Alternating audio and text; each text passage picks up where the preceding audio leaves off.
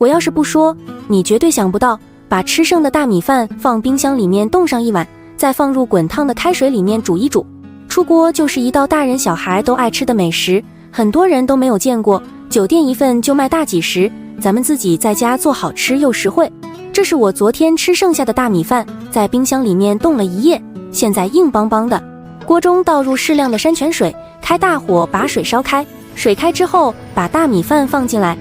冻过的大米更容易煮熟，而且煮出来米香味浓郁，汤汁浓稠，大米软糯，非常的好吃。转小火扣盖煮18分钟。接着准备1小块生姜切成薄片，再改刀切成细丝，小葱切成葱花，切完装入盘中备用。现在我们再准备5毛钱的瘦肉，加入少许白盐和胡椒粉，